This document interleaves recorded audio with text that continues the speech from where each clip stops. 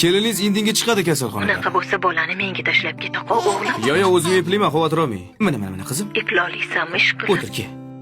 Bir kecha hech narsa qilmaydi. Ja bo'lmasa, ertaga ishga ketishimda tashab ketaman, xo'p ona? Mayli bolam. Bo'pti, onam, xavotir olmang. Biz yaxshimiz.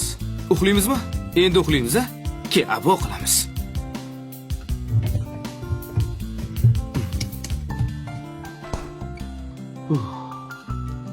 Qatana bo'lsa-da endi buni.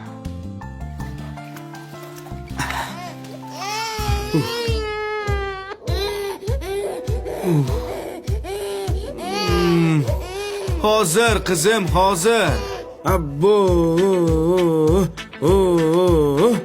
Bo'ldi, uxlagin qizim, ertalab ishga borishim kerak. Majlisga kechga qolmayman, xavotir olma. Safiyani uxlatdingizmi? Ha, Safiyani hozir uxlatdim, xavotir olma onasi. Voy! Bo'pti, qizimiz uyg'ondi. To'xta. Yo, bo'ldi. Bo'ldi, abo qilamiz, qizim, bo'ldi, to'xta, abo qil. Iltimos, ishga borishim kerak, uxlagin. Voy! To'xta! Voy!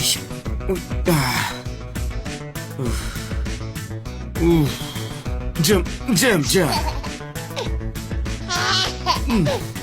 Yaxshiyam. Shuni kiyg'izish oson. Mana bo'ldi. Bo'ldi. Mana. Ana.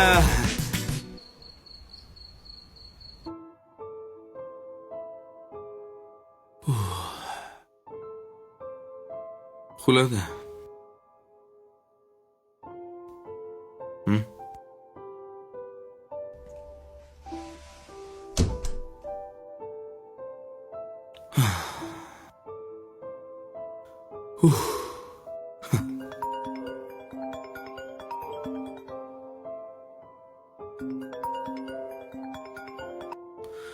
Labbay onajonim. O'g'lim, yaxshi o'tiribsizlarmi? Qiynalmayapsanmi? Qiynaldim. Voy bolam, aytdim-ku obga bergin deb.